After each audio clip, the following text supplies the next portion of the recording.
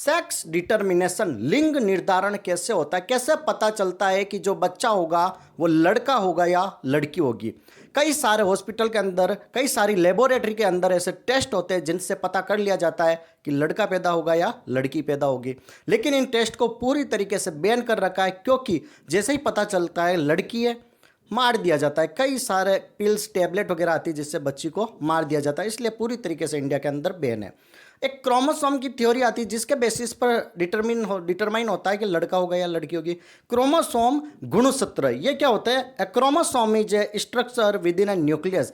Nucleus के अंदर एक ऐसी structure of a cell that carry DNA and the genetic material. ठीक है, जो क्रोमोसोम होता है सेल के अंदर, जो न्यूक्लियस होता है, न्यूक्लियस ऑफ सेल के अंदर ये क्या कैरी करता है? DNA and genetic material. It is made up of protein and DNA. DNA और प्रोटीन से मिलकर बना होता है, दैट इज गुणसूत्र।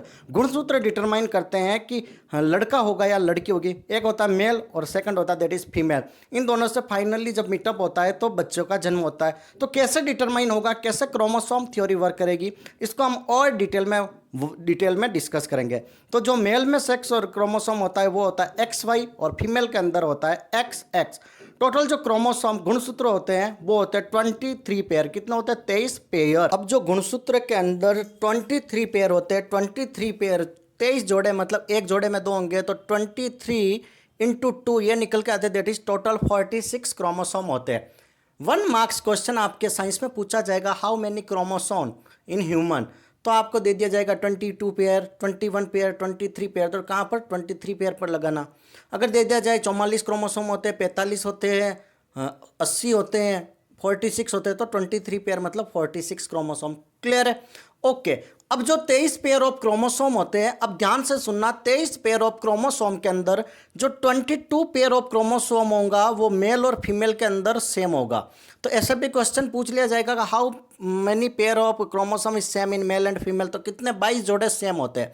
ठीक है, या फिर बोल सकते हैं टोटल 44 क्रोमोसोम सेम होते हैं, that is in male plus female. तो जो एक पेयर ऑफ क्रोमोसोम डिफरेंट होगा, 1 पेयर होगा, एक पेयर जो एक जोड़ा होगा, एक पेयर एक जोड़ा, जो टोटल नंबर ऑफ 2 क्रोमोसोम होंगे वो डिफरेंट होंगे मेल और फीमेल, उसी को हम बोलते हैं दैट इज सेक्स क्रोमोसोम। क्या बोलेंगे? That is sex chromosome. और यही निर्धारित करते हैं कि लड़का होगा या लड़की होगी। क्लियर है? ओके।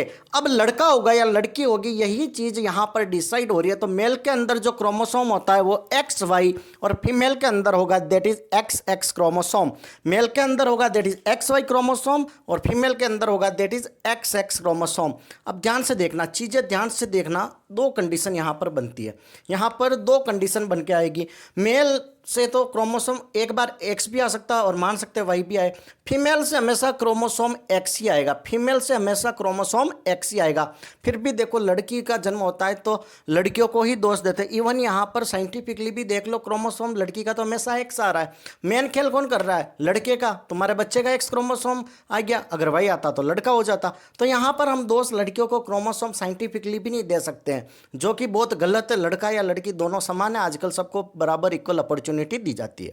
ओके, तो XY that is for male, XX chromosome that is in female. मान लो एक बार मेल की साइड से X आ गया, एक बार मेल की साइड से Y आ गया, अब फीमेल की साइड से दोनों टाइम में XX ही आएगा। तो यहां पर कंडीशन देखना, मेल की तरफ से X आ गया तो X, फीमेल से तो X आ ही रहा है। मेल के अंदर से मान लो Y आ गया, फीमेल के अंदर से X आ गया। अब 2 पॉसिबिलिटी यहां पर बन के आ रही है, 2 पॉसिबिलिटी यहां पर बन के आ रही। क्लियर है? तो अब ध्यान से देखो, फीमेल से भी X आया और मेल से भी अगर X आया तो जो बच्चा होगा, वो जो चाइल्ड बेबी होगा वो होगा दैट इज गर्ल, लड़की होगी। XX क्रोमोसोम किस में होता है? फीमेल में। तो किसका कहेंगे कि लड़की का जन्म हुआ। क्लियर है? लेकिन अगर Y क्रोमोसोम आ जाए मेल की तरफ से तो XY that is for mail. तो यहां पर हम क्या कहेंगे? दैट इज लड़के का जन्म हुआ, जो बेबी बो हुआ वो क्या हुआ? बॉय हुआ। तो गर्ल होगी या बॉय होगी, दोनों के कितने? 50% चांस है। दोनों के चांस कितने? 50% चांस है। तो यहां से क्वेश्चन क्या बन सकता है? टोटल नंबर ऑफ क्रोमोसोम कितने होते हैं? 23 पेयर, मतलब 46 होते हैं। कौन कितने पेयर ऑफ क्रोमोसोम मेल और फीमेल के अंदर सेम होते हैं? 22 पेयर ऑफ क्रोमोसोम सेम होते हैं। 1 पेयर ऑफ क्रोमोसोम डिफरेंट होता है, उसी को सेक्स क्रोमोसोम बोलते हैं। तो क्वेश्चन पूछा जा सकता है, how many sex chromosome in human found?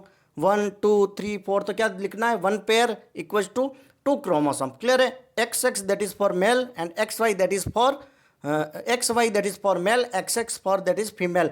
तो मेल क्रोमोसोम मोस्ट इंपॉर्टेंट होता है टू डिटरमाइन चाइल्ड। क्लियर है? Thank you so much. Channel पर नए हो तो लाइक शेयर सब्सक्राइब जरूर करें।